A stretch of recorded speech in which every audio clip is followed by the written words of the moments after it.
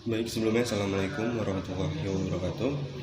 Di sini saya Laris Rivaldi, mahasiswa UIN Radenitan Lampung dari Fakultas Ekonomi dan Bisnis Islam dari Prodi Manajemen Bisnis Syariah dari kelas C dengan NPM 205104042. Di sini saya akan menjelaskan proposal kuantitatif yang saya buat dan di mana saya akan menjelaskan secara langsung.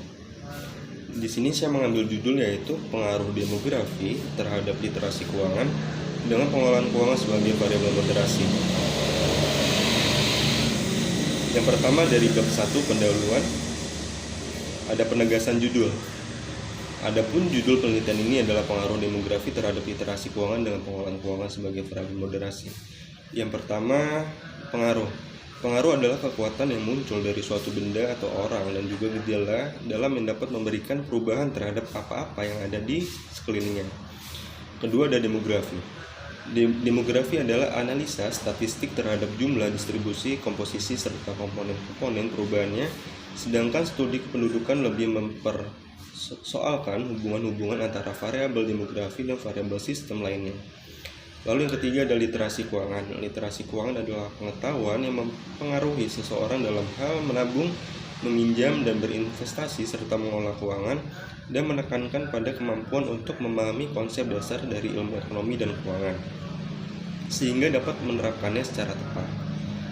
Selanjutnya ada pengelolaan keuangan. Pengelolaan keuangan adalah perencanaan, pengorganisasian, pengarahan, dan pengendalian kegiatan keuangan seperti pegadaian dan pemanfaatan dana usaha. Yang selanjutnya di latar belakang masalah. Dari judul saya, memasuki era revolusi industri 4.0, dunia industri telah mengalami banyak perubahan dan perkembangan. Era revolusi industri 4.0 telah mempengaruhi kehidupan manusia seperti adanya artificial intelligence, e-commerce, big data, teknologi keuangan, shared economy, dan penggunaan robot. Pemakaian teknologi digital pada kehidupan manusia dapat ditemui pada kehidupan sehari-hari masyarakat, seperti penggunaan komputer, games digital, e-money, sampai media digital. Selanjutnya, pada tahun 2016, Strategi Nasional Literasi Keuangan Indonesia oleh Otoritas Jasa Keuangan menyatakan bahwa indeks literasi keuangan sebesar 29,7% dan indeks inklusi keuangan sebesar 67,8%. Sedangkan survei ketiga yang dilakukan pada tahun 2019 menunjukkan indeks literasi keuangan mencapai 38,03% dengan indeks inklusi keuangan mencapai 76,19%. Itu berdasarkan riset OJK 2019.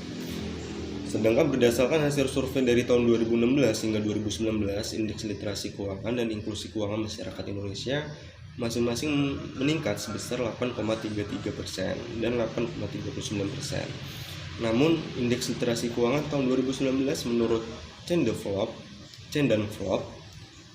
masih tergolong rendah karena nilainya di bawah 60%. Adapun indeks literasi keuangan di kalangan pelajar dan mahasiswa berdasarkan survei OJK 2022 masih dalam kategori rendah. Sebagai mahasiswa yang akan menghadapi permasalahan baru, salah satunya permasalahan keuangan, Margareta dan Pambudi 2015 menyebutkan bahwa permasalahan keuangan yang sering dihadapi mahasiswa adalah sikap boros dan belum mempunyai penghasilan, sehingga beberapa mahasiswa dalam memenuhi kebutuhannya masih bergantung kepada orang tua. Dan dengan demikian, literasi keuangan sangat penting dan diharapkan mahasiswa dapat menghadapi permasalahan keuangan. Dan di sini pun saya melakukan pra-riset sebanyak 35 responden yang saya sebar kuesioner. Dan di mana hasilnya menunjukkan bahwa terdapat 10 mahasiswa mempunyai uang saku sebesar di bawah 1 juta dan 16 mahasiswa mempunyai uang saku sebesar di atas 1 juta dan 9 mahasiswa mempunyai uang saku sebesar di atas 2 juta rupiah. Hasil penelitian terkait pengaruh demografi terhadap literasi keuangan pada mahasiswa dan mahasiswi di perguruan tinggi Lampung. Rata-rata di sini yang pertama, jenis kelamin mempengaruhi literasi keuangan. Beberapa mahasiswa setuju dari jenis kelamin dapat mempengaruhi literasi keuangan. usia mempengaruhi literasi keuangan, selanjutnya pendapatan orang tua mempengaruhi literasi keuangan, dan tempat tinggal mempengaruhi literasi keuangan. Pendidikan pun dapat mempengaruhi literasi keuangan. Berdasarkan latar belakang masalah dan gap penelitian di atas, maka judul penelitian ini adalah pengaruh demografi terhadap literasi keuangan dengan pengelolaan keuangan sebagai variabel moderasi dengan studi kasus pada mahasiswa di perguruan tinggi Lampung. Selanjutnya ada hipotesis penelitian. Hipotesis merupakan jawaban sementara terhadap rumusan masalah penelitian, di mana rumusan masalah penelitian telah dinyatakan dalam bentuk kalimat pernyataan. Dikatakan sementara karena jawaban sementara yang diberikan baru didasarkan pada teori yang relevan, belum didasarkan pada fakta-fakta yang diperoleh melalui pengumpulan data. Jadi hipotesis juga dapat dikatakan sebagai jawaban teoritis terhadap rumusan masalah penelitian, belum jawaban yang empirik. Mungkin dengan demikian, berdasarkan rumusan masalah di atas, maka hipotesis pada penelitian saya yaitu ada literasi keuangan dan perilaku pengelolaan keuangan. Literasi keuangan atau lebih dikenal dengan pengetahuan dalam mengatur keuangan adalah salah satu perilaku ekonomi yang berkembang di masyarakat. Literasi keuangan akan mempengaruhi bagaimana orang menabung, meminjam, berinvestasi, dan mengelola keuangan. Sementara perilaku pengelolaan keuangan mengacu pada bagaimana seseorang berperilaku dalam kaitannya dengan hal keuangan pribadi diukur dengan tindakan individu. Dalam satu penelitian, literasi keuangan berpengaruh positif tidak signifikan terhadap perilaku pengelolaan keuangan keluarga. Dengan kata lain, literasi keuangan tidak memiliki pengaruh secara langsung dalam menentukan perilaku pengelolaan keuangan keluarga. Adapun penelitian yang menunjukkan bahwa literasi keuangan memiliki pengaruh signifikan terhadap perilaku pengelolaan keuangan mahasiswa. Akan tetapi, gender, usia, kemampuan akademis, dan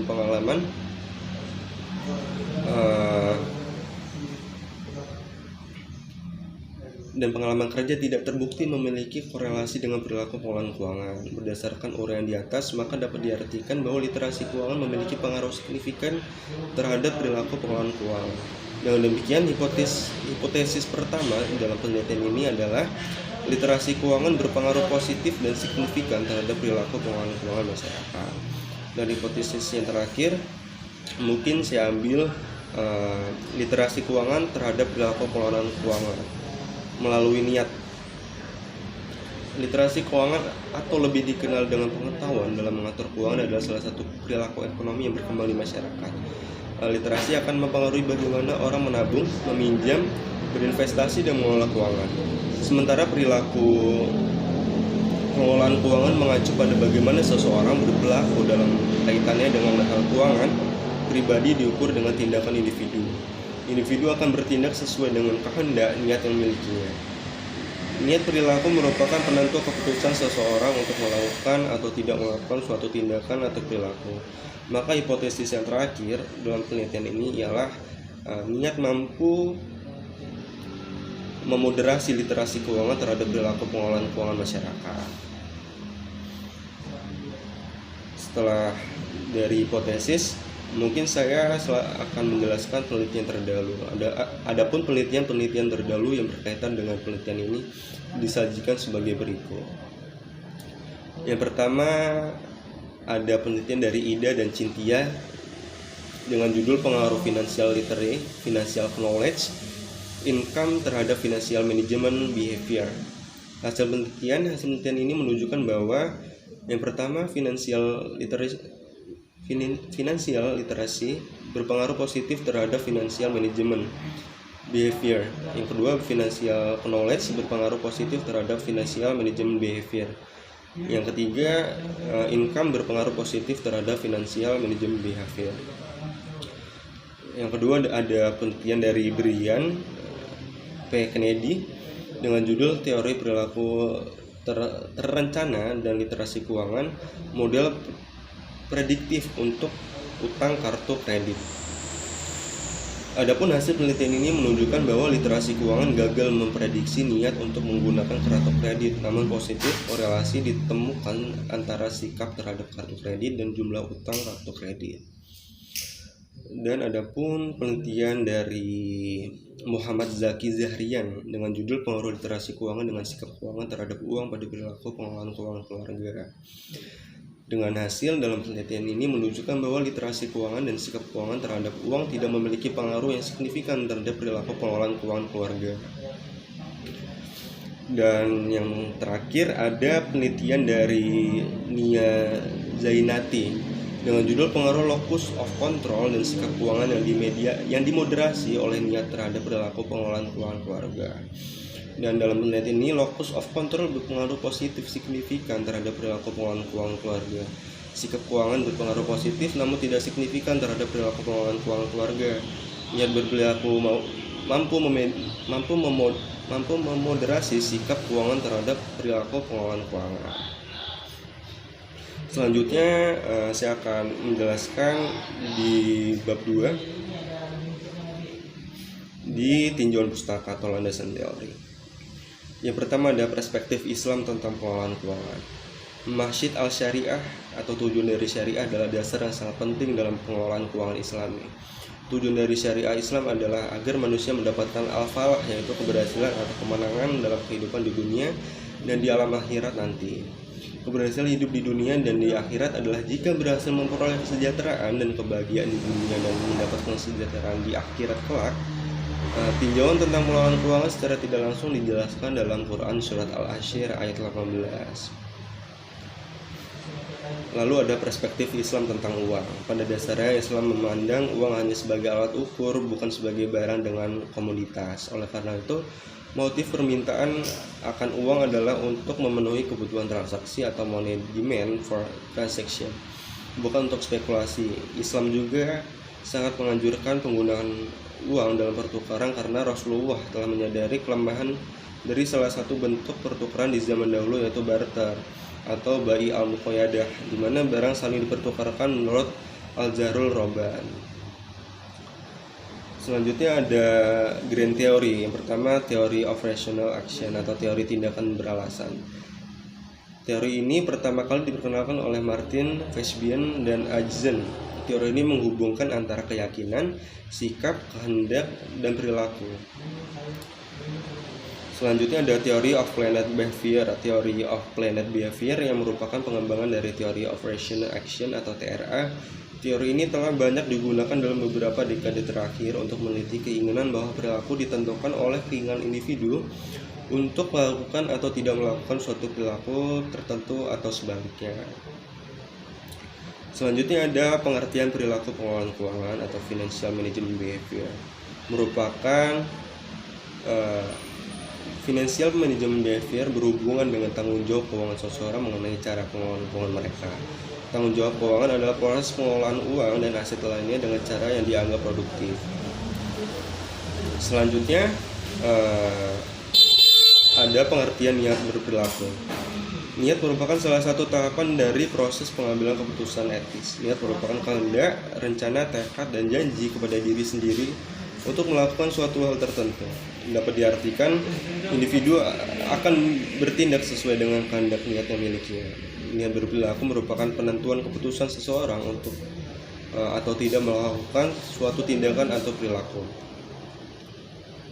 Adapun selanjutnya itu literasi keuangan. Yang pertama ada pengertian literasi keuangan. Keuangan merupakan aspek penting yang melekat dalam kehidupan masyarakat luas. Pengetahuan keuangan yang dimiliki dapat menentukan produk-produk keuangan yang dapat mengoptimalkan keputusan keuangannya. Lalu ada dimensi literasi keuangan yang terdiri dari pengetahuan umum tentang keuangan, simpanan dan pinjaman.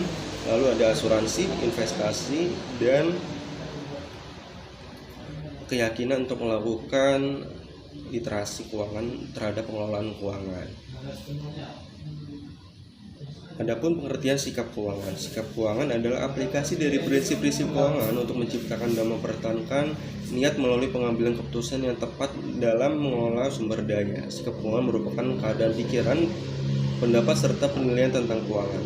Sikap keuangan merupakan salah satu pola kedisiplinan bagaimana seseorang mengelola uangnya.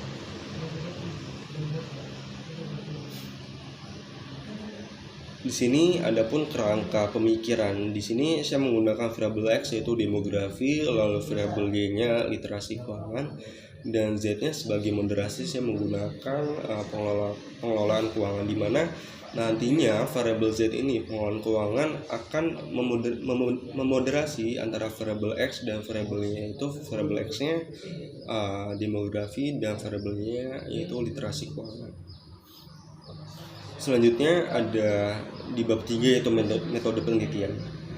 Yang pertama, jenis dan pendekatan penelitian. Ada jenis penelitian.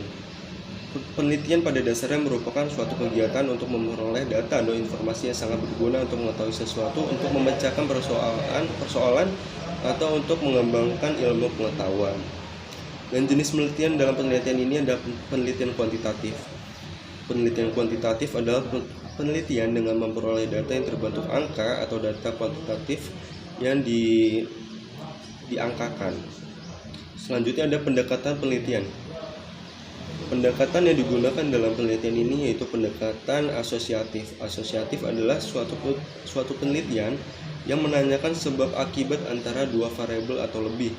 Pada penelitian ini yang menjadi variabel bebas adalah literasi keuangan dan sikap keuangannya.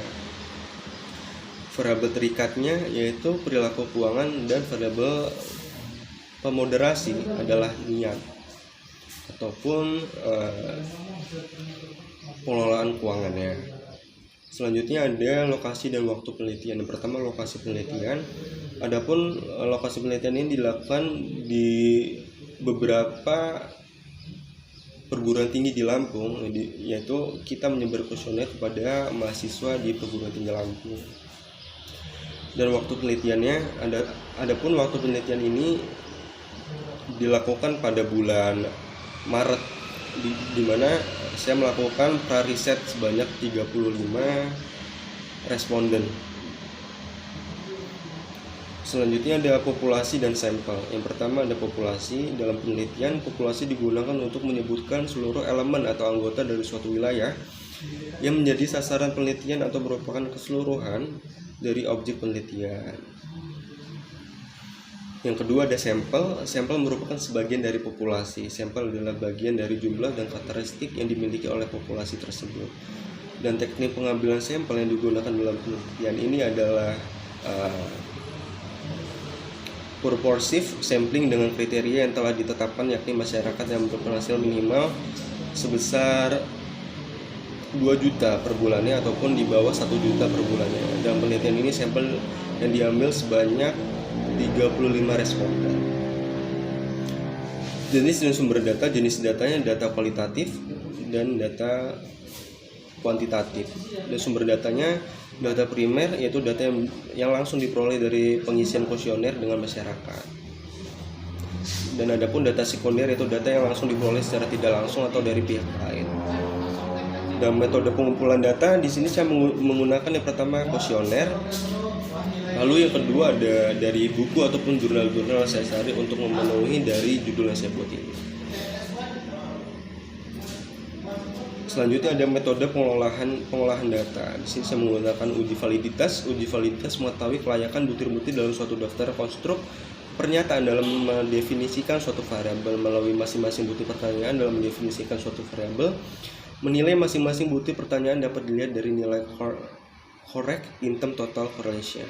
Selanjutnya ada uji reliabilitas. Uji reliabilitas merupakan ukuran suatu kestabilan dan konsistensi responden dalam menjawab hal yang berkaitan dengan konstruk pertanyaan yang merupakan dimensi suatu variabel dan disusun dalam suatu bentuk kuesioner.